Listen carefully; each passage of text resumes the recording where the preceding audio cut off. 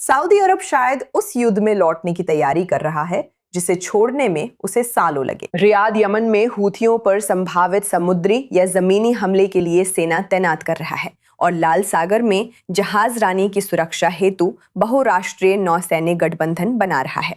मुख्य चिंता सऊदी तेल निर्यात की है, पर एक जमीनी अभियान यमन युद्ध को फिर से शुरू कर सकता है और ईरान को तेहरान पर डाले जा रहे दबाव की क्षेत्रीय कीमत बढ़ाने का एक और तरीका दे सकता है। हमारे साथ हैं Edmund Fitton Brown, foundation for defense of democracies के सीनियर फेलो और यमन में यूके के पूर्व राजदूत, जो इस विषय पर जानकारी देंगे। एडमंड, हमें खुशी है आप i20 न्यूज पर हैं। मैं आपका नजरिया जानना चाहती हूँ। जो आप अभी देख रहे हैं उसके हिसाब से क्या सऊदी अरब सच में किसी हमले की तैयारी कर रहा है, या फिर ये सिर्फ हौथियों को डराने की कोशिश हो सकती है ताकि वे इन धमकियों को बंद कर दें? हाँ, देखिए, आपके साथ होना बहुत अच्छा है। बेशक इसमें शायद हौथियों को डराने की एक मनोवैज्ञानिक कोशिश का भी तत्व है। लेकिन इसके सफल होने की संभावना कम है। हौथी डराने धमकाने से लगभग अप्रभावित रहे हैं।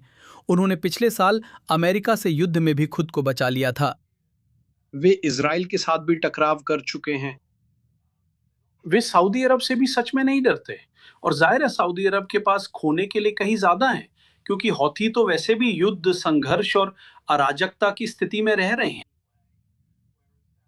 जबकि सऊदी अरब अपने व्यापार मॉडल के लिए शांति और स्थिरता पर निर्भर करता है, ताकि निवेश और समृद्धि को बढ़ावा मिल सके। तो मेरी नज़र में सऊदी शायद ये भी मान रहे हैं कि उन्हें यहाँ संभावित संघर्ष के लिए तैयारी करनी होगी, और मुझे नहीं लगता कि ये इतना ज़्यादा है कि ये संघर्ष ईरान संघर्ष को चला रहा है। मेरा मानना है कि बल्कि ये है कि जिसे ईरानी अपनी प्रतिरोध की धुरी कहते हैं, यानी खुद ईरान, यमनी हूथी, इराकी शिया मिलिशिया और लेबनानी हिजबुल्लाह, मुख्य रूप से ये सभी ईरानी मोर्चे का एकीकृत हिस्सा हैं, जो इजराइल, संयुक्त राज्य अमेरिका और पश्चिमी देशों, अमेरिकी सहयोगियों पर दबाव बना रहे हैं। और मुझे लगता है कि अमेरिका और उसके साझेदारों के लिए इस पर समन्वित प्रतिक्रिया के बारे में सोचना आवश्यक है।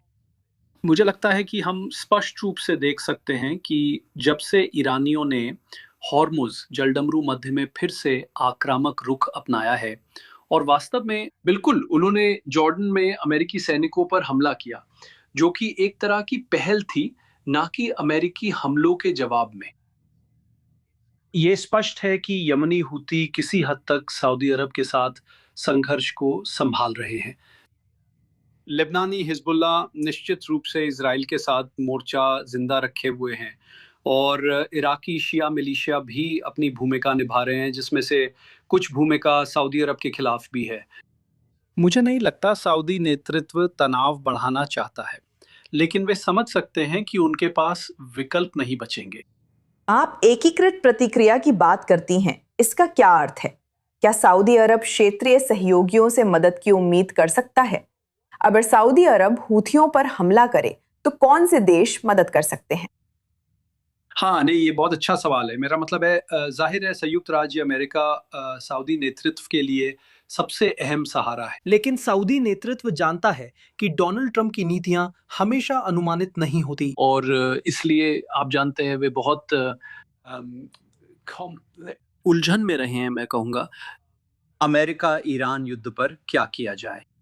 एक तरफ सऊदी अरब का मानना है कि अगर अमेरिका तनाव कम करे तो बेहतर होगा, लेकिन साथ ही वे नहीं चाहते कि अमेरिका ईरान की शर्तें मान लें और क्षेत्र से चला जाए, क्योंकि इससे ईरान और भी साहसी और आक्रामक हो जाएगा। सऊदी और अन्य खाड़ी देशों के लिए ये रिश्ता संभालना मुश्किल होगा। इसलिए अमेरिका की भूमिका अहम है। उन्हें अमेरिका की नीति में निरंतरता चाहिए। उन्हें चाहिए कि अमेरिका इसे एक समग्र मुद्दे के रूप में देखे, कि अमेरिका को सिर्फ ईरान ही नहीं बल्कि यमनी हूथियों से भी निपटना चाहिए। अब सऊदी अरब का संयुक्त अरब अमीरात के साथ भी ऐतिहासिक रूप से करीबी गठबंधन रहा है। इस साल की शुरुआत में और पिछले साल के अंत में उस पर काफी दबाव पड़ा था, क्योंकि अमीरातियों को दक्षिणी यमन में अलगाव की कोशिश से जोड़ा गया था। तो मैं बस यही पूछने वाली थी, जब आप यूएई की बात कर रही हैं और जो प्रतिद्वंदिता हमने सऊदी अरब और यूएई के बीच देखी है, खासकर हूथियों और यमन के मामले में, मुझे ये ज़रूर कहना चाहिए, तो अगर हूथी सऊदी अरब के लिए निशाना बने रहते हैं तो इसका सऊदी अरब और यूएई के बीच जो संबंध हम देख रहे हैं उस पर क्या असर पड़ सकता है? सऊदी और अमीराती लोगों को साथ मिलके बेहतर काम करना चाहिए, जबकि उनके बीच कोई बड़ा मतभेद नहीं है। यूएई हमेशा सऊदी अरब का वफादार सहयोगी रहा है। दुर्भाग्यवश लगता है सऊदी अरब के मोहम्मद बिन सलमान और यूएई के मोहम्मद बिन जायद के व्यक्तिगत संबंधों में कुछ गड़बड़ है। मुझे लगता है व्हाइट हाउस की जिम्मेदारी है कि दोनों देशों पर दबाव डाले और कहे, इस क्षेत्र में पहले से ही काफी संघर्ष हैं, आपके बीच काल्पनिक संघर्ष जरूरी नहीं।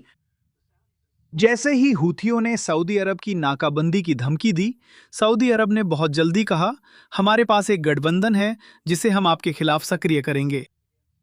अगर उन्हें सच में उस गठबंधन में यूएई चाहिए, तो ये बहुत जरूरी है कि वे इस साल की शुरुआत में यूएई के साथ जो बेकार की तकरार हुई थी उसे सुलझा ले। मुझे लगता है ये आसानी से हो सकता है, लेकिन शायद इसमें अमेरिकियों की थोड़ी मदद की जरूरत पड़ेगी। Edmund Fitton brown is 24 news पर यमन में हूथियों के मामले में आगे क्या देखने को मिल सकता है, इस पर अपना नजरिया साझा करने के लिए धन्यवाद। हमारे साथ जुड़ने के लिए आभार। आपका स्वागत है।